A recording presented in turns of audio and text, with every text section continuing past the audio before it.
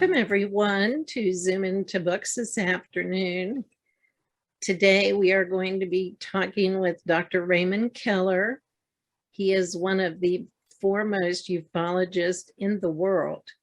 He has traveled to over 40 countries, including China, in pursuit of esoteric knowledge and lecturing to groups about the UFO phenomenon and the planet Venus. Today, he will be discussing interdimensional Venus, and he is freshly back from a big trip to Germany where he was lecturing for several weeks. So, Dr. Keller, welcome to Zoom into Books and tell us about interdimensional Venus. Welcome. Thank you, dear Kathy. It's always a pleasure to be on the Zoom into Authors. And yes, I have just returned from a 3-country tour in Europe to Austria, Germany, and Switzerland, where I did 4 presentations at various locations and was well received to introduce the new German edition of my first book in the series, Venus Rising. Now, I was working with Anja Schaefer, who is the personal assistant to Omnek Onek, the ambassador from Venus. So our presentations included a unique fusion of Venusian energies. So our sister Omnek is operating from the astral plane. And you'll find an increasingly amount of information about the astral plane and higher dimensions of Venus in my two latest books in the series, Flying Saucers and the Venus Legacy, and Flying Saucers from Venus They Come. Now, as an introduction, I would have to say that the great ufologist and paranormal investigator John A. Keel, who did much to uncover the Mothman mystery and the Woody Derenberger case here in West Virginia, has pointed out that whenever there are a rash of UFO sightings in a certain area, there's also a dramatic increase in other types of paranormal phenomena like ghosts, cryptids, Bigfoot sightings, and so forth. And this is evidence of an unseen world, or unseen worlds or realms that normally aren't visible to humans. Now, we all know that dogs, for example, can see in ultraviolet. They can also hear in the range of sounds that are imperceptible to the human ear. So this is just like an example of how we live in a world where we're surrounded by activity, many of it which we cannot see or even detect. So this is the purpose of looking at ultradimensional Venus, because most of my original books discuss Venus in the physical third dimensional realm, where Valiant Thor and others have told us about Venus existing largely underground, with just few areas on the surface that are habitable or populated with structures that could easily be seen. Now, Omnek Onek describes a Venus that's very luxuriant and paradisical all the way through, but it exists in a higher vibration, a lesser density, that is inhabited by ultra-dimensional beings.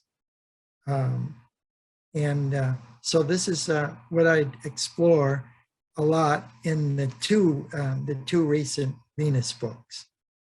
In the presentations in Germany, I've collected, thanks to the help of Lou Manley and others who had attended various Venus presentations, assorted questions that people have asked me about Venus, and it covers many dimensional aspects, as well as alternate timelines and the multiverse and so forth. So I thought that I'd share some of these with you today in this PowerPoint presentation. So here we go. So this is the title, Everything You Always Wanted to Know About Venus and Venusians, but Were Afraid to Ask. So this is based on a collection of questions that have been asked me from time to time at various appearances. And this was first introduced in Germany and translated by Anya Schaefer as well. But this is the English version. So one of the questions was, can Venusians predict the future? Well, what I'm saying is that time is both a particle and a wave. And like a radio wave, it moves through time and space in octaves. And we can't look into the future of our own timeline. We can look at 7 other timelines and get a general idea of which direction our history will be moving. We can make projections, and that's what the Venusians do. Okay, how many years as measured by Earth time can a typical Venusian live? So Venusians in the 3rd and 4th dimension can live anywhere between 1,000 and 3,500 years, depending on the proportion of B to human DNA in the strain. And a typical reincarnation cycle for Venusians born on other planets is 13 lifetimes. Venusians in the higher dimensional realms, however, are immortal. Another question was, how do Venusians get into a scout ship when it appears that there are no doors on it? Well, the metal of the ship is composed of a seamless nanobite particle array that can be magnetically manipulated to open or close a door or a portal. Venusians carry a portable device known as a nimbus to mentally direct the shuffling and moving of these particles by magnetic forces. That's why when you see a UFO, many times a physical door is not apparent. Do Venusians have a message for humans? Helena Blavatsky, born in 1831 in Russia and died in 1891 in the British Isles, was the co-founder of the Theosophical Society and the first to write a treatise on the significance of the planet Venus in occult realms. Of course, she said that it was the most powerful and occult of all worlds. By occult, she didn't mean that it was something scary. She meant that knowledge of Venus was largely hidden from most of humankind. But the reason that the Venusians and other higher dimensional beings are visiting the Earth is to help us form a nucleus of universal bonds of humanity without distinction of race, creed, sex, caste, or color, to encourage the comparative study of religion, philosophy, and science, In other words, learning is an ongoing, a lifelong endeavor.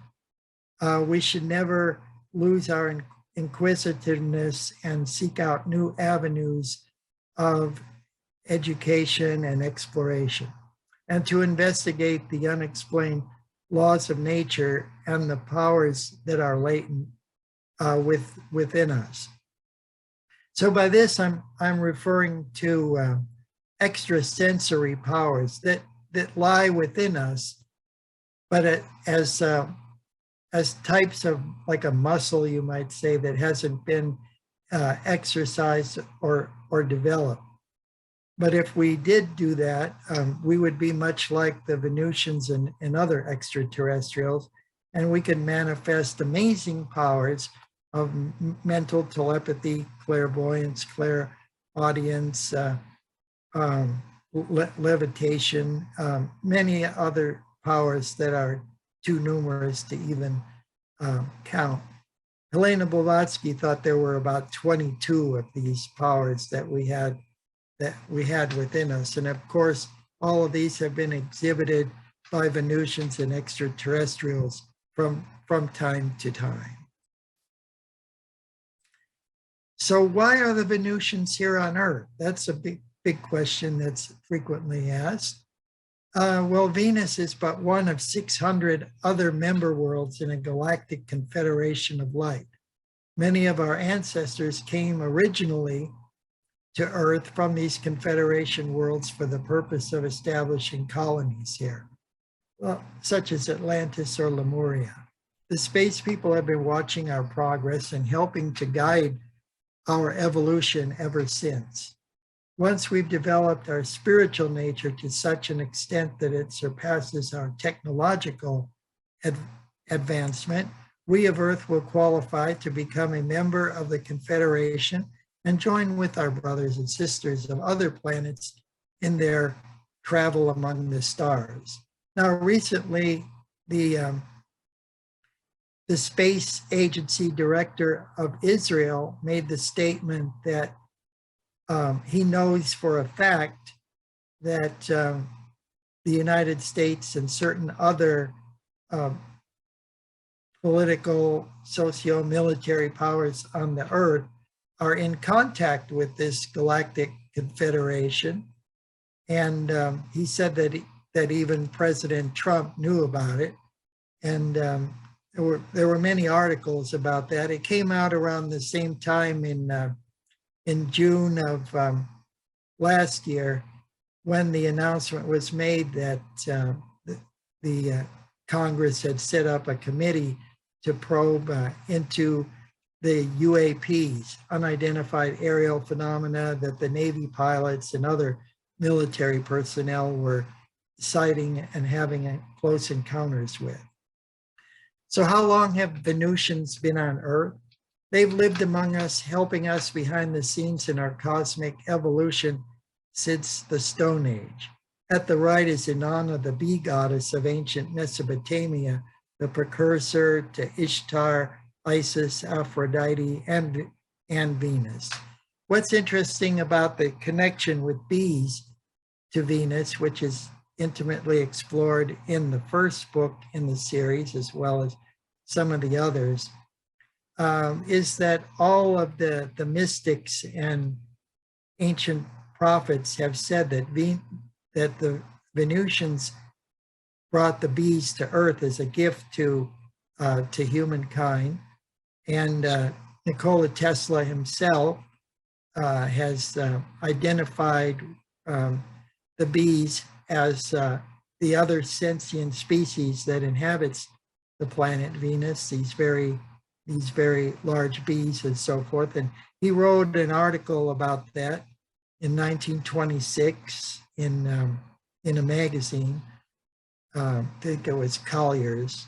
And he explained that we have a lot to learn from our brothers and sisters on other planets in relation to other species, and that we could learn a lot from the bees because they have the perfect organization for human society into the future. There's many other connections related to the Fibonacci number, the number of any amount of bees in a hive is always a Fibonacci number.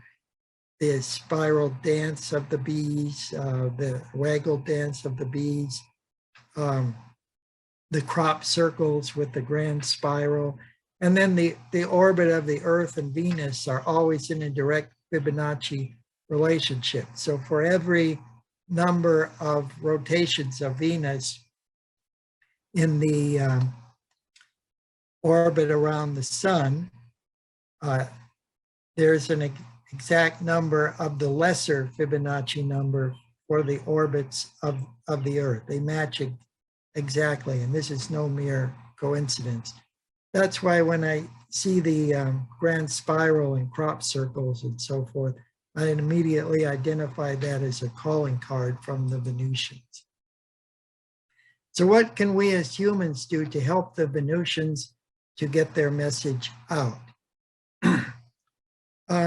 I would say that random acts of kindness will win over the hearts of our neighbors one at a time. People don't like to be preached to, which is understandable, and they'd rather see a demonstration of kindness in our actions. And it always brings to mind that scripture of Hebrews chapter 13, verse 2, that we should always be kind to one another, for know ye not that ye entertain angels unawares. That's also the favorite scripture of Dr. Frankie Strange's, of whom I have all his original files, and I'm writing a series of articles with Lon Strickler's phantomsandmonsters.com. It's up to part 36. So you could read all about Dr. Frank Strange's Valiant Thor, the Venusian angel force, and other extraterrestrials on board Valiant Thor's Victor 1 ship that our astronomers and observers in NASA have referred to as the Black Knight satellite. It's in a polar orbit around the sun, and has been there even before we launched the Echo satellite, and it's all documented in the first Venus book. Okay, then a question came: do Venusians eat and metabolize food like humans? So eating and metabolizing food, as we of Earth do, is a necessity on the third and fourth dimensional levels of Venus. These are the physical levels. The fourth dimension is time. Food is grown on tiers of huge hydroponic towers that pump the water up through vast underground aquifers. And this is explained in detail in the second Venus book, Final Countdown Rockets to Venus, also published by Headline Books. So that was the physical dimension, but do Venusians in the higher dimensions need food? Higher dimensional Venusians, when they're not incarnated onto the earth plane as teachers or avatars, they do not require food as such. As light beings, they can live off the emanations of light and radiations from the stars. So where do these higher dimensional beings get their energy? This is from the other cosmic bodies emanating this energy in space. And I recall that some of the Soviet astronauts encountered these light beings. They looked like angels that were hovering right outside the Mir space station. And it's written about this encounter is written about in the first Venus book. And this is just a picture of what one might typically look like. So can Venusians change their shape or appearance? Higher dimensional Venusians can change their shape or appearance when the need to do so arises. This is from Virgil's Aeneid. At right, Lady Venus appears to her son Aeneas and his Trojan soldier companion Achates as a huntress, directing Aeneas on the path that will lead to his destiny in founding Rome. Okay, so these are typical of Venusians, that they live and work among us, largely unseen, and they can manifest from the higher dimensional levels from time to time in accomplishing certain missions. So the question came up, are all Venusians caring, loving, and peaceful? Well, for the past 14,000 years or so, the Venusians have steadfastly remained a caring, loving, and peaceful race. However, during the times of conflict between Atlantis and Lemuria, some of the Venusians established themselves as priests and priestesses, kings and queens, and fought one another. They were physically removed from Earth to cause no more harm. So these were rogue Venusians, and we see by the writings and the revelations of the late Edgar Cayce, the sleeping prophet from Kentucky, that extraterrestrials, as Venusians, Pleiadians, and others, have long visited the power trip and made themselves to be kings and priests over the people. So this is something that was explored by Albert Coe. This knowledge was revealed to him, a contactee in the early 1920s, who encountered a landed saucer up in Canada and made friends with the Venusians. His home was in Philadelphia, and his best friend was Zret, a Venusian, who took him to Venus to the what we might call the Akashic records, or the history of the solar system, and revealed this information to him. And that's also in the first Venus book. So how can someone tell if there is a Venusian from the physical plane of existence that's among us? Well, this is very hard to do because generally they have extra tear ducts, which are very, very hard to see, and extra vertebrae. And so they have that sixth vertebrae due to the non-fusion of the first two sacral segments. They also usually have negative Rh blood type. And this is also evidenced by the predominance of the negative blood factor in those countries that bordered where Atlantis used to be. So we're talking about like Ireland and the Basque country and France and so forth. So you see a predominance of the negative blood types in these areas, because these were areas of Atlantean colonies from long ago, from what we just went over in the previous slide. Then a unique question came up. Do Venusians have pets? And yes, they do. Lady Venus herself tended to bees and doves, as Nikola Tesla pointed out. Bees are sacred to Aphrodite, the goddess of beauty and love. Bees were considered to be the souls of her priestesses who passed away. Honey is believed to be rich in magic, as it's drenched with the goddess's powers. So there's the queen bee. and we don't mess with the queen bee. What are some other popular pets that are common on Venus? So of course we have horses and a type of dragon known as the Garuda. When I went to China, I took photos of the various statues, and some of them had the dragons that were holding a nimbus, like a Venusian control device in their hand. So there's pictures of me standing next to a statue of a Garuda in the temple of the emperors, of the Chinese emperors.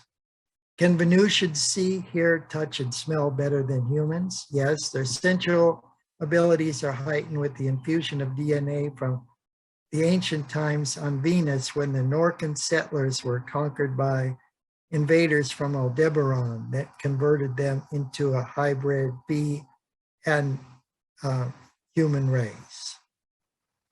So originally, the Venusians were not indigenous to Venus as the bees were, but they came as settlers from a distant planet called Norca that's revolving around the star of Tau Ceti, the red star of Tau Ceti. Now, as that star was expanding, the Norcans realized that they didn't have much time left, so they had to go find a new home, another world.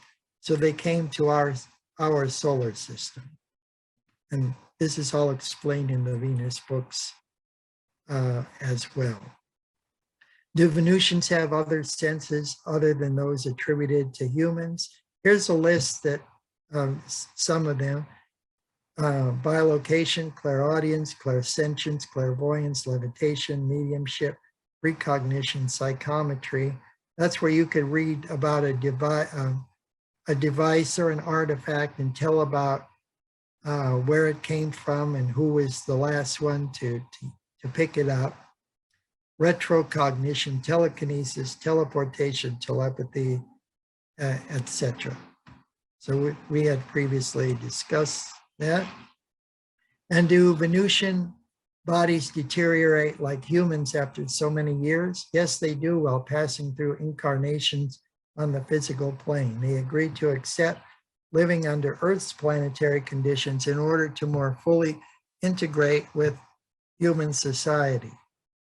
Here's Onek with myself on the left when we met in 2018 at the From Venus with Love conference on Mount Shasta in California. When we both met each other for the first time, we both had canes. We're walking with canes, and we laughed because on Venus, the gravity is only 81% that of the Earth.